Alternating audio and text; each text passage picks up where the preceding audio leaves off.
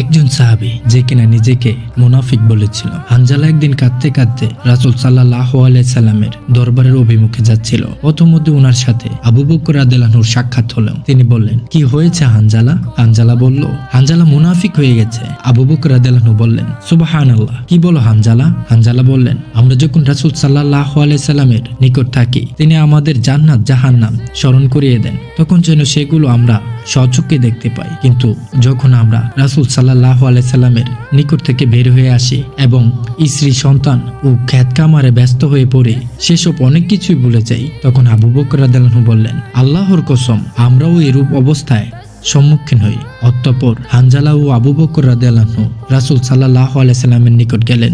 রাসূল সাল্লাল্লাহু আলাইহি সাল্লাম হানজালাকে দেখে বলল, তোমার কি হয়েছে হানজালা?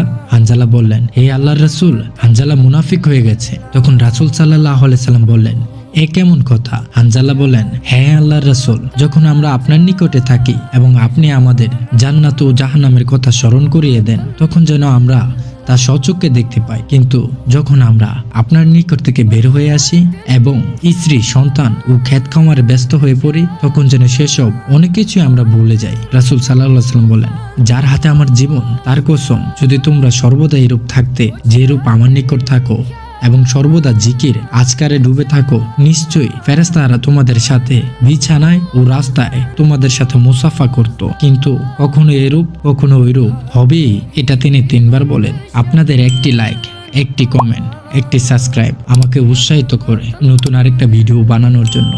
Please subscribe.